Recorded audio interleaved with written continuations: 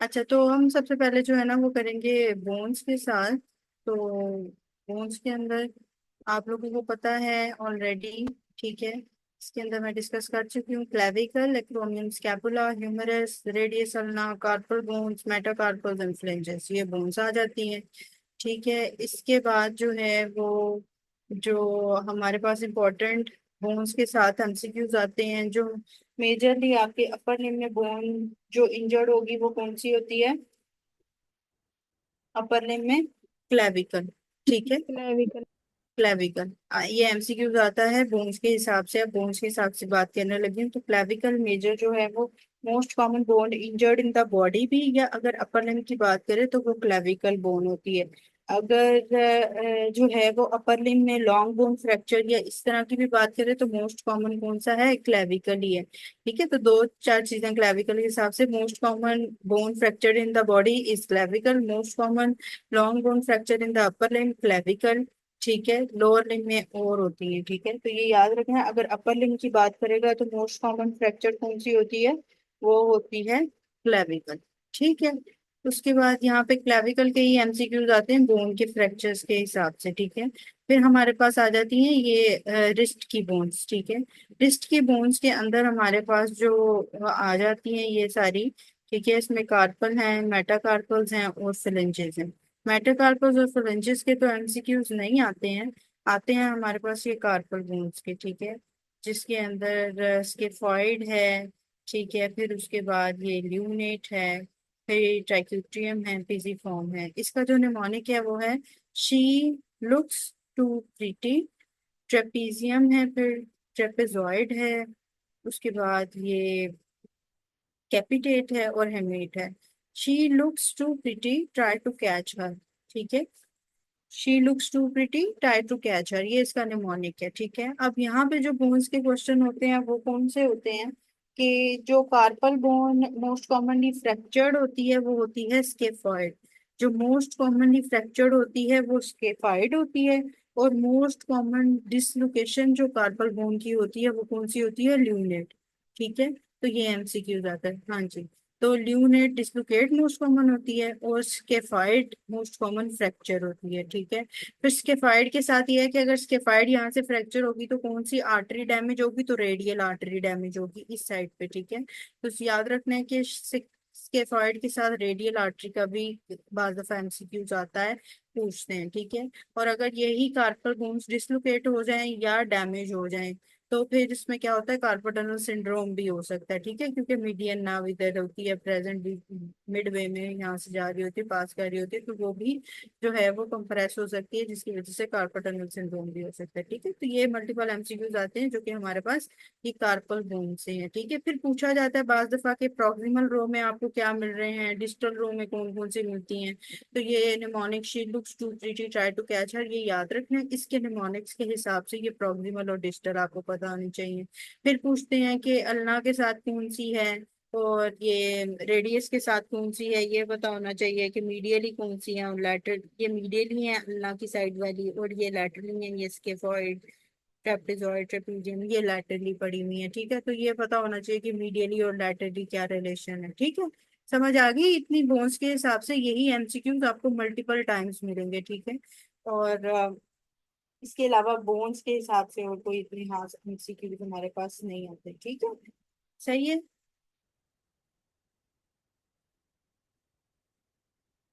Yes अच्छा, ma'am. Okay, उसके बाद जो है वो करने वाली क्या चीज है? रिपीट कर दूं?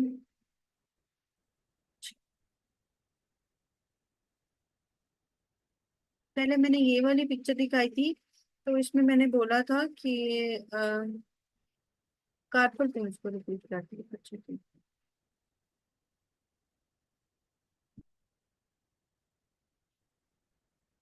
अच्छा, इस पिक्चर में जो है वो मैंने बताया था कि इसका निमोनिक है she looks too pretty, she looks too pretty, try to catch her. ठीक है, तो ये इसका निमोनिक है। बाकी जो मोस्ट कॉमन फ्रैक्चर्ड बोन होती है in the carpal bones, that is the scaphoid. और मोस्ट कॉमन डिसलोकेटेड, तो lunate, dislocated is lunate most common. फिर उसके बाद अगर स्केफाइड बोन फ्रैक्चर होगा तो रेडियल आर्टरी डैमेज होगी, ठीक है। ये एमसीक्यू जाता है। फिर अगर यहाँ से कोई बोन मिड मिड लाइन में जैसे ल्यूनेट है, डिसलोकेट कर गई है, तो यहाँ पे क्या हो सकता है, कार्पल टनल सिंड्रोम भी हो सकता है। फिर उसके बाद यहाँ पे ये मीडियल रिलेशन और लैटरल रिलेशन का पूछा जाता है कि ये वाली साइड, अल्ना वाली साइड ये मीडियल है और रेडियस वाली साइड लैटरल है। बस ये याद रखना है कि अगर मीडियल या लैटरल की बात करें तो वो इधर और इस तरह इस सीक्वेंस से याद रखना है, ठीक है। फिर उसके बाद प्रॉक्सिमल और डिस्टल रो की बात दफा पूछी जाती है कि डिस्टली रो में मिड लाइन में कौन सी है, तो आपको पता है जैसे ये ल्यूनेट है मिड लाइन में पड़ी हुई। और अगर मैं प्रॉक्सिमल सॉरी और अगर मैं ये प्रॉक्सिमल रो की बात करूँ तो ल्यूनेट है, और डिस्टल रो की दूर जो पड़ी हुई है रो, दैट इज द, ये अगर मैं मिड लाइन में बात करूँ तो कैपिटेट है। तो ये याद रखना है कि डिस्टल और प्रॉक्सिमल रो की भी बात कर सकता है। उसके बाद इसमें यही एमसीक्यू बस आते हैं, ठीक है।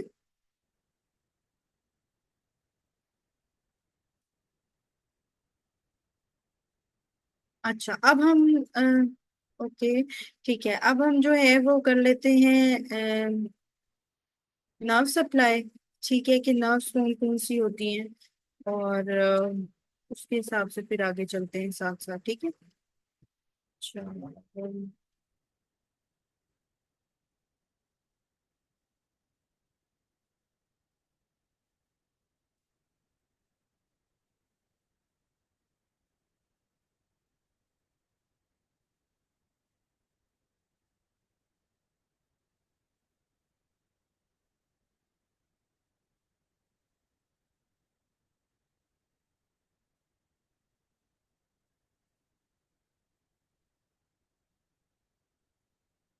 हाँ जी, क्लेविकल का ये भी आता है कि मोस्ट कॉमन इंजर्ड, हाँ, 2/3 मीडियल 1/3 लैटरल। हाँ यही होता है, 2/3 मीडियल 1/3 लैटरल, यही फ्रैक्चर आता है। ये पूरी एक स्टेटमेंट इसी तरह ही आएगी, अगर आएगी तो इसी तरह ही आती है स्टेटमेंट। अच्छा अब ये देख लें, ये नर्व सप्लाई है, ठीक है। जो नर्व सप्लाई हमने पढ़ी है, ब्रेकियल प्लेक्सिस को हम डिस्कस कर लेते हैं अभी। ब्रेकियल प्लेक्सिस को थोड़ा सा वेट करके डिस्कस करते हैं अभी, क्योंकि वो थोड़ा डिटेल में करने वाला। अच्छा यहाँ पे ये एक्सिलरी नर्व है, ये बिल्कुल इधर ह्यूमरस के पर जो सप्लाई हो रही है, ठीक है। यहाँ पे ये एक्सिलरी नर्व है, इसीलिए पूछा जाता है कि जब अगर यहाँ पे सर्जिकल नेक ऑफ ह्यूमरस की मैं बात करूँ तो वहां पे जो डैमेज होगी तो कौन सी नर्व डैमेज होगी, एक्सिलरी नर्व। सर्जिकल नेक से एक्सिलरी नर्व याद रखनी है कि जब भी सर्जिकल नेक ऑफ ह्यूमरस की बात करूंगी तो कौन सी नर्व डैमेज होगी, एक्सिलरी नर्व डैमेज होगी, ठीक है। फिर उसके बाद यहाँ पे फिर मस्कुलोक्यूटेनियस नर्व जा रही होती है, और रेडियल नर्व इधर शाफ्ट से भी गुजर रही होती है। तो यहाँ पे शाफ्ट ऑफ ह्यूमरस पे भी अगर हम डैमेज की बात करेंगे तो रेडियल नर्व यहाँ पे हो सकती है शाफ्ट ऑफ ह्यूमरस पे। फिर मीडियन नर्व से क्यूबिटल फोसा है, मीडियन नर्व जो है वो मीडियली राइट रहती है क्यूबिटल फोसा में। फिर क्यूबिटल फोसा में मीडियन नर्व के रिलेशन भी पूछे जाते हैं, ठीक है। इसके अंदर जो है वो मीडियन नर्व होती है, ठीक है। उसके बाद टेंडन है, एम बी टी आर के नाम से जो है ना इसका निमोनिक है, इसको मैं बाद में डिस्कस करती हूँ, एक मिनट। अच्छा फिर मीडियन नर्व है, फिर उसके बाद अल्नर नर्व है, रेडियल नर्व है, और फिर ये हैंड तक जा रही है, ठीक है। ये सारी नर्व्स। एक्सिलरी जो है, एक्सिलरी का यहाँ पे एमसीक्यू आता है कि सर्जिकल नेक ऑफ ह्यूमरस अगर डैमेज होगी तो कौन सी नर्व डैमेज होती है, that is the axillary nerve. फिर इधर मिड शाफ्ट पे कौन सी डैमेज होती है, यहाँ पे रेडियल नर्व डैमेज होती है। फिर मीडियन नर्व जो है वो क्यूबिटल फोसा में मीडियली पड़ी होती है। फिर अल्नर नर्व, अगर लैटरल एपिकंडाइल की मैं बात करूँ, यहाँ पे लैटरल और मीडियल सॉरी मीडियल एपिकंडाइल की बात करूँ, तो मीडियल एपिकंडाइल अगर डैमेज होगा तो कौन सी नर्व डैमेज होगी, अल्नर नर्व डैमेज होगी, ठीक है। और ठीक है, और मस्कुलोक्यूटेनियस नर्व का आता है कि ये जो है वो सुपिनेटर्स मसल को सप्लाई कर रही होती है। मस्कुलोक्यूटेनियस और रेडियल दोनों ही सप्लाई करती है। तो मस्कुलोक्यूटेनियस का ये आता है कि अगर ये वाली डैमेज होगी तो सुपिनेशन डैमेज हो जाएगी। मस्कुलोक्यूटेनियस और रेडियल अगर डैमेज होगी तो क्या डैमेज हो जाएगी, सुपिनेशन, क्योंकि मस्कुलोक्यूटेनियस मेनली सुपिनेटर्स को सप्लाई कर रही होती है, ठीक है। समझ आ गई। ये एमसीक्यूज आते हैं नर्व्स के हिसाब से, ठीक है, थोड़े बहुत जो एमसीक्यूज आते हैं। फिर नर्व के डैमेज के हिसाब से एमसीक्यूज आते हैं, नर्व किस लेवल पे कौन सी नर्व डैमेज हुई तो क्या होगा। तो याद रखना है कि अगर मैं मीडियन, अल्नर और रेडियल नर्व की बात करूं, यही तीन चार इंपॉर्टेंट नर्व्स हैं, ठीक है। तो इसमें याद रखना है कि अगर मैं मीडियन, अल्नर और रेडियल नर्व की बात करूँ तो क्या क्या बात करूंगी। अगर मैंने median surgical neck of humerus की बात की तो मैंने किस नर्व की बात की, एक्सिलरी नर्व की। अब मैंने शाफ्ट ऑफ ह्यूमरस की बात की तो रेडियल नर्व की। जब radial nerve shaft of humerus से जाएगी तो रिस्ट ड्रॉप आएगा। ठीक है, शाफ्ट ऑफ ह्यूमरस से जाएगी तो रिस्ट ड्रॉप आएगा। लेकिन अगर रेडियल नर्व यहाँ पे रिस्ट पे जाएगी तो लॉस ऑफ सेंसेशंस आएंगी। ठीक है, लॉस ऑफ सेंसेशंस या ये हैंड के मसल्स की एक्सटेंशंस वगैरह में प्रॉब्लम आएगी। लेकिन अगर शाफ्ट पे रेडियल नर्व जाएगी तो याद रखना रिस्ट ड्रॉप का साइन आएगा। ठीक है, पॉइंट्स से याद रखना, डिफरेंट पॉइंट्स पे डिफरेंट लिनियंस आती हैं। ठीक है, रेडियल नर्व का मैंने डिस्कस कर लिया। अब ये मीडियन नर्व की मैं अगर बात करूं, मीडियन नर्व मैम, अगर, जी, मैम ये अगर शाफ्ट ऑफ ह्यूमरस पे होगा तो रिस्ट ड्रॉप, और लॉस ऑफ सेंसेशन कब होएगा? रिस्ट पे, ये रिस्ट पे अगर डैमेज होगी इधर, बिल्कुल। Okay, thank you. ठीक है, अगर यहाँ नीचे डैमेज होगी तो ये लॉस ऑफ सेंसेशंस के साथ आएगी। फिर अगर मैं बात करूँ मीडियन नर्व की, अगर मीडियन नर्व जो डैमेज हो at the level of elbow, या मैं बात करूँ ये सुप्राकंडाइलर फ्रैक्चर के दौरान जो ह्यूमरस का सुप्राकंडाइलर फ्रैक्चर होता है, अगर यहाँ पे बात करूँ या at the level of elbow की बात करूँ यहाँ पे, तो मीडियन नर्व जब यहाँ से डैमेज होगी तो क्या होगा, हैंड ऑफ बेनेडिक्ट आएगा। अगर ऊपर से डैमेज होगी तो क्या आएगा, हैंड ऑफ बेनेडिक्ट आएगा। और अगर मीडियन नर्व रिस्ट पे डैमेज होगी तो कौन सी आएगी, कार्पल टनल सिंड्रोम। ठीक है, कार्पल टनल सिंड्रोम। ठीक हो गया, जिसके अंदर loss of sensations is always greater than thenar eminence की थिनिंग। ठीक है, तो याद रखना है दो एमिनेंसेस होते हैं। इस साइड पे जो अंगूठे की तरफ एमिनेंस है that is the thenar eminence, और जो इधर अल्ना की तरफ छोटी उंगली की तरफ एमिनेंस होता है that is the hypothenar eminence. Sorry. अगर मैं मीडियन नर्व की बात करूंगी, वो रिस्ट पे अगर जाएगी तो कार्पल टनल सिंड्रोम एक तो होगा, दूसरा क्या होगा कि loss of sensation is always greater than thinning of the thenar eminence. ठीक है, या थिनार मसल वेस्टिंग। ठीक है, दोनों चीजें कह सकते हैं। ठीक है, ये बात समझ आ गई कि मीडियन नर्व अगर ऊपर जाएगी तो क्या होगा, हैंड ऑफ बेनेडिक्शन या एप हैंड कहा जाता है। ठीक है, और अगर रिस्ट पे डैमेज होगी तो क्या होगा, कार्पल टनल सिंड्रोम, जिसके अंदर loss of sensation is greater than thenar muscle wasting. ठीक है, आगे समझ इस बात की।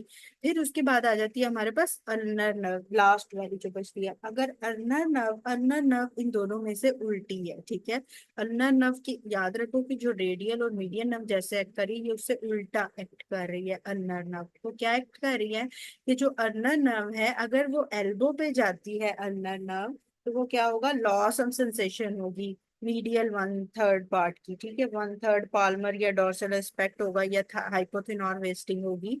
Loss of sensations always greater than hypothenar wasting. ठीक है, तो याद रखना है कि अगर अल्नर नर्व एल्बो पे जाएगी तो इसमें लॉस ऑफ सेंसेशंस होंगी और हाइपोथेनॉर वेस्टिंग होगी। लेकिन अल्नर नर्व अगर रिस्ट पे जाएगी तो क्या होगा, क्लॉ हैंड होगा। ठीक है, तो अल्नर नर्व उनसे उल्टा एक्ट करती है। ठीक है, इसको रिपीट करने की जरूरत है, समझ आ गई है नर्व्स के थोड़ा बहुत जो एमसीक्यूज आते हैं। यस मैम, आ गई समझ। ओके, ठीक है, सही है। तो ये याद रखना है कि कौन सी नर्व कहाँ जाएगी तो क्या होगा, और किधर किस लेवल पे जाएगी तो क्या होगा। ठीक है, ये इंपॉर्टेंट पॉइंट्स हैं जो आते हैं हमारे पास। ठीक हो गया, उसके बाद जो इम्पोर्टेंट पॉइंट्स क्या हैं कि ये कौन सी नर्व कहाँ कहाँ सप्लाई करती है। अच्छा, ये जो स्मॉल मसल्स ऑफ हैंड है ना, ये मेनली जो है वो सप्लाई होती है अल्नर नर्व की। ठीक है, स्मॉल मसल्स ऑफ हैंड के लिए सप्लाई होती है अल्नर नर्व की। अल्नर का रिपीट करते हैं। अच्छा, अल्नर का हमेशा उल्टा होता है, जैसे रेडियल और मीडियन अगर ऊपर की तरफ जाती है तो इनके साइंस आते हैं, और नीचे की तरफ आती हैं तो इसमें सेंसेशन लॉस होती है। लेकिन अल्नर नर्व अगर ऊपर एल्बो के लेवल पे जाती है तो उसमें लॉस ऑफ सेंसेशन होती है मीडियल वन थर्ड पाल्मर और डॉर्सल एस्पेक्ट की, मीडियल वन थर्ड। ठीक है, और हाइपोथेनॉर वेस्टिंग होती है। और अगर अल्नर नर्व रिस्ट के लेवल पे जाती है तो फिर उसमें जो है वो क्लॉ हैंड आ जाता है। ठीक है,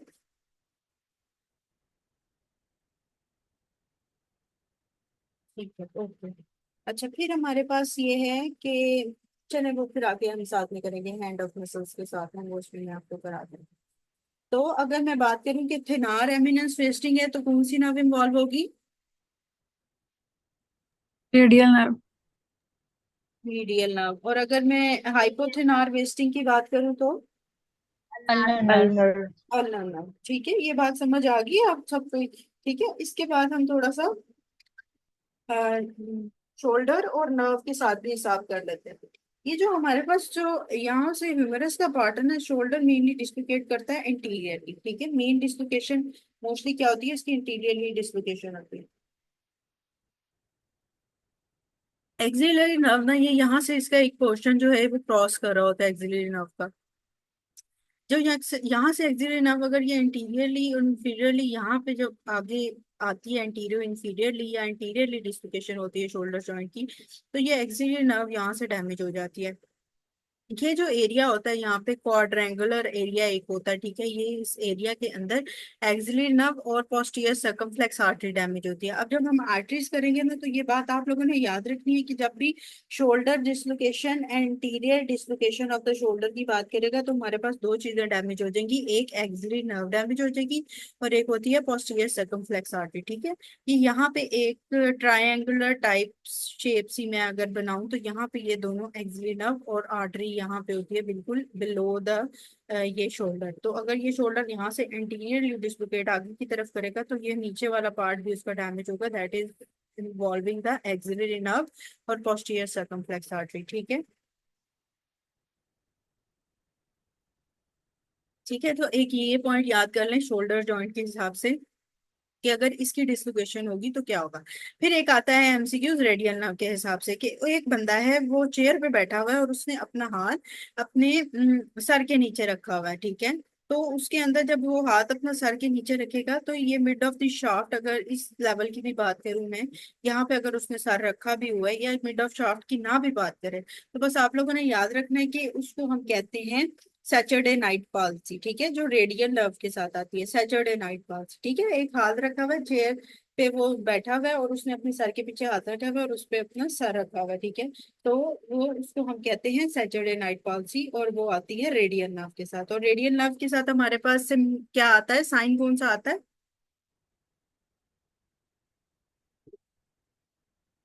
साइन कौन सा आता है रेडियल रिस्ट नर्व के ड्रॉप। साथ? Wrist drop. जी, मुझे आवाज नहीं आ रही, क्या बोला है आपने? रेडियल नर्व के साथ क्या आता है? रिस्ट ड्रॉप हो जाती है। रिस्ट ड्रॉप हो जाती है, वेरी गुड। ठीक है, ओके, थैंक यू। अच्छा, अब थोड़ा सा हम मसल्स देख लेते हैं। ठीक है,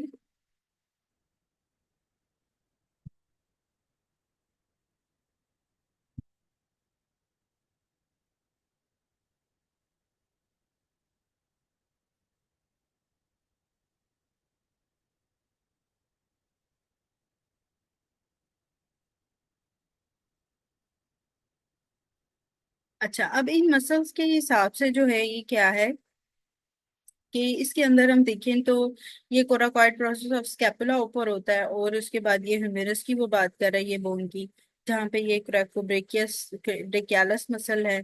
सामने ये बाइसेप ब्रेकियाए हैं, लॉन्ग हेड शॉर्ट हेड है उसका, और ये ट्राइसेप ब्रेकियाए है, पीछे की तरफ मेजर खड़ा होता है। ठीक है, फिर ब्रेकियोरेडियालस होता है मसल, ये सामने की तरफ। ठीक है, और प्रोनेटर टीरीज, ये अल्नर अल्नर आर्टरी या अल्नर नर्व, अगर मेनली यहाँ पे अगर सप्लाई में बोलूँ तो प्रोनेटर टीरीज के लिए उसके साथ है, मीडियल एपिकंडाइल से होके जा रहा होता है। ठीक है, उसके बाद ये फ्लेक्सर कार्पाई रेडियालस है, पाल्मारस लॉन्गस, फ्लेक्सर कार्पाई अल्नारस। ये इतना ज्यादा डिपेंड याद करने की जरूरत नहीं है, इतना ज्यादा ये नहीं पूछा जाता।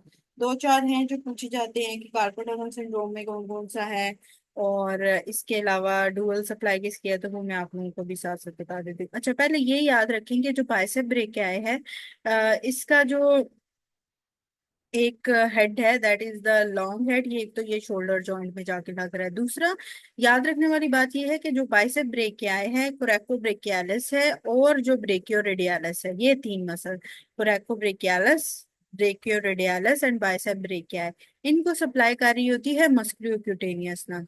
इनको कौन सी नर्व सप्लाई कर रही है? Musculocutaneous nerve. तो जो मस्कुलोक्यूटेनियस नर्व है, मैंने वो आपको बताया था कि सुपीनेशन में हेल्प आउट करती है मस्कुलोक्यूटेनियस नर्व और रेडियल नर्व, ये दोनों नर्व्स होती हैं। तो याद रखना तो है, याद रखना है। अच्छा, कि अगर मस्कुलोक्यूटेनियस नर्व की मैं बात करूं और सुपिनेशन की बात करूं तो मेनली कौन कौन से जाते हैं, बाइसेप ब्रेकियाई एंड ब्रेकियोरेडियालिस, ठीक है, और सुपिनेटर मसल होते हैं, ठीक है। तो ब्रेकियोरेडियालिस, बाइसेप ब्रेकियाई या फिर सुपिनेटर मसल्स, इन्हीं को ही कह रहे होते हैं। अगर सुपिनेटर मसल्स की ऑप्शन ना हो तो आप बाइसेप ब्रेकियाई को, अगर वो कहे कि मेजरली सुपिनेटर मसल्स कौन से हैं तो वो बाइसेप ब्रेकियाई है, ठीक है। तो याद रखना है सुपिनेशन में musculocutaneous nerve, bicep brachii, brachioradialis and coracobrachialis, ये मसल इन्वॉल्व होते हैं। और इसके अलावा अगर major supinator of the arm की बात की जाए तो वो हमारे पास बाइसेप ब्रेकियाई मसल होता है, और फोर आर्म में हमारे पास ये ब्रेकियोरेडियालिस होता है, ठीक है। और सुपिनेटर मसल्स के भी अलग से बात लिखी जाती है, ठीक है। तो ये मस्कुलोक्यूटेनियस और रेडियल नर्व के साथ एसोसिएशन है इसकी। बाकी जो हमारे पास यहाँ पे फ्लेक्सर डिजिटोरम सुपरफिशियालिस है, ठीक है, फ्लेक्सर रेटिनाकुलम जा रहा है जिसके अंदर से ये नीचे फ्लेक्सर रेटिनाकुलम के नीचे हम ये कार्पल टनल सिंड्रोम के साथ एसोसिएट करते हैं, ये वो एरिया है, ठीक है। बाकी यहाँ पे जो है वो हैंड में लंबराइकल्स होते हैं जी। अच्छा, लंबराइकल्स की बात करते हैं और जो है वो एक और बात हम करते हैं जो पाल्मर सरफेस की हैं लम्बराइकल्स और जो डॉर्सल सरफेस की हैं, ठीक है। तो पाल्मर सरफेस वाले लम्बराइकल्स के साथ क्या आता है, निमोनिक पैड, ठीक है, पैड का निमोनिक आता है पाल्मर सरफेस के साथ। पाल्मर के साथ क्या आता है, पैड का निमोनिक। और जो है डॉर्सल जो लम्बराइकल्स हैं जिनको ulna nerve mainly short muscles of hand को सप्लाई कर रही होती है, उसके अंदर जो निमोनिक आता है वो आता है डैब, ठीक है, डैब, पैड और डैब।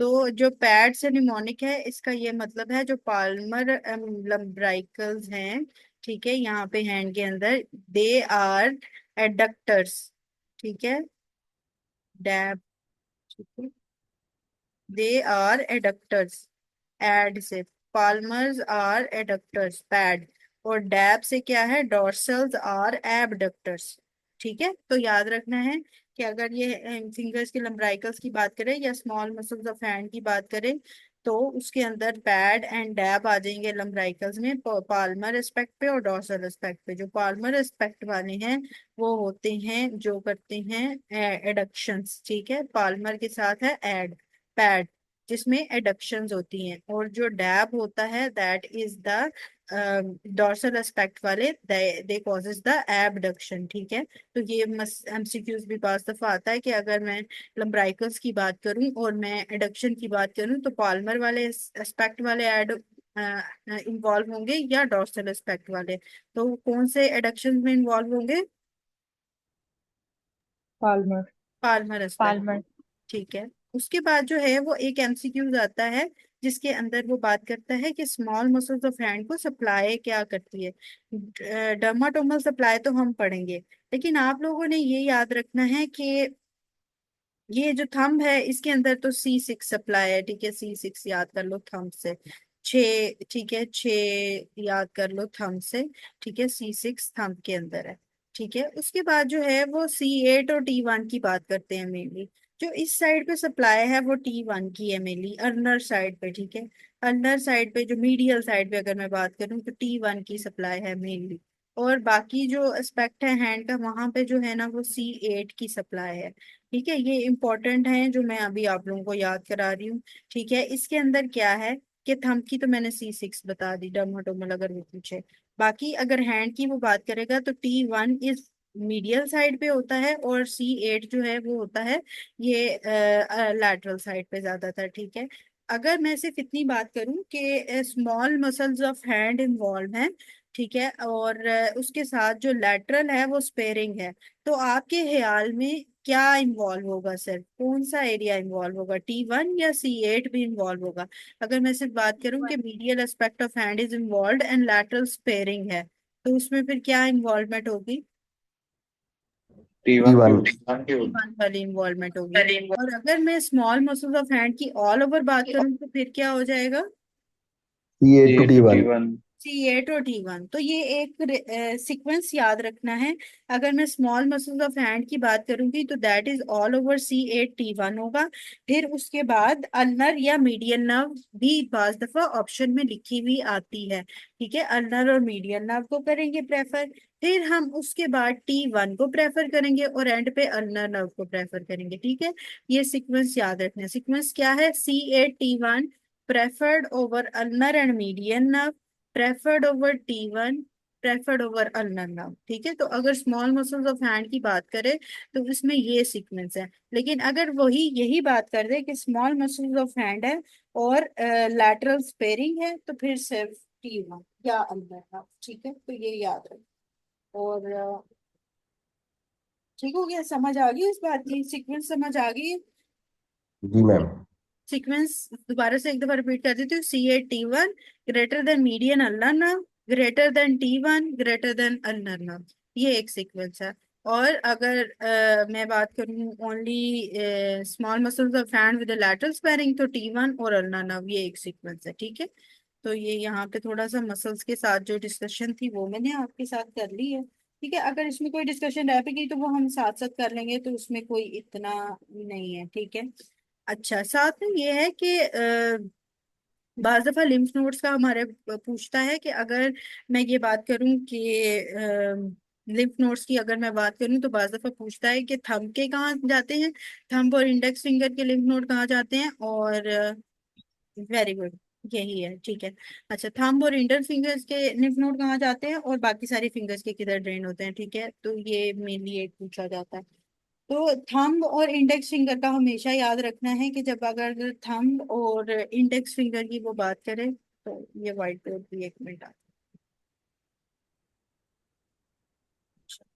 अगर वो थंब और इंडेक्स फिंगर की बात करें, ठीक है, अगर इन दो की बस बात करें, ठीक है, तो इसमें एक ग्रूव बन रही है। तो ग्रूव से याद रखना है कि इंफ्रा क्लेविकुलर इन्वॉल्व होंगे लिम्फ नोड्स। ग्रूव से याद रखना है, अगर थंब और इंडेक्स फिंगर की बात करें, ग्रूव है डीपनिंग है तो नीचे की तरफ होंगे लिम्फ नोड्स, ठीक है। डीपनिंग से याद कर लो कि ये ग्रूव है तो ये डीप डाउन कोई लिम्फ नोड्स होंगे। तो infra clavicular lymph nodes involve किसके होंगे? थंब और इंडेक्स फिंगर के, ठीक है। और सुप्रा क्लेविकुलर लिम्फ नोड्स बाकी अगर मैं फिंगर्स की बात करूँ, मिडल फिंगर है और फिर उसके बाद जो है वो रिंग फिंगर है, लिटिल फिंगर है, तो उसके अंदर सुप्रा क्लैविकुलर lymph node। और सुप्रा क्लैविकुलर lymph node एक और हमारे पास किस में इन्वॉल्व होते हैं, किस डिजीज में?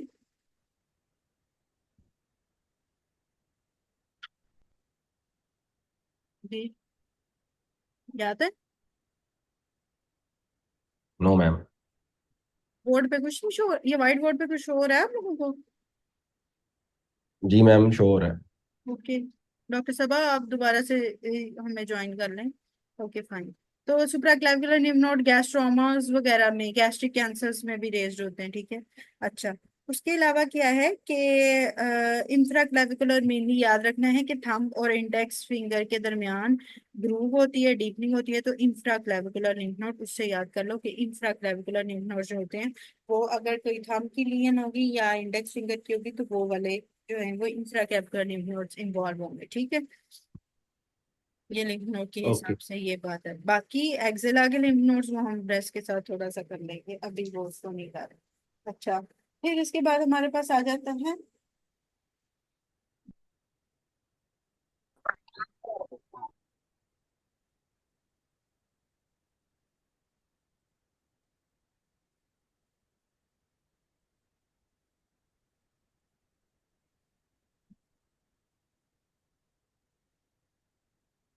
अच्छा, अब ये हमने देखना है आर्टरीज और वेन्स की इन्वॉल्वमेंट थोड़ी सी।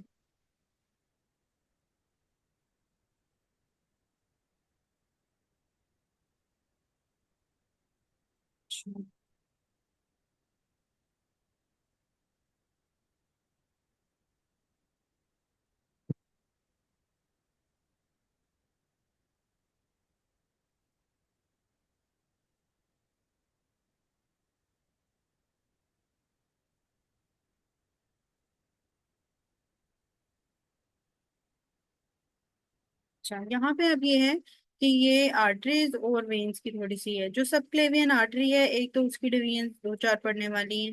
वो अलहदा से भी एक पिक्चर दिखाती हूँ। सबक्लेवियन के बाद यहाँ से एक्सिलरी आ रही होती है, एक्सिलरी के बाद ये ह्यूमेरल सर्कमफ्लेक्स है, इसमें पोस्टीरियर और inter circumflex interior circumflex artery होती है।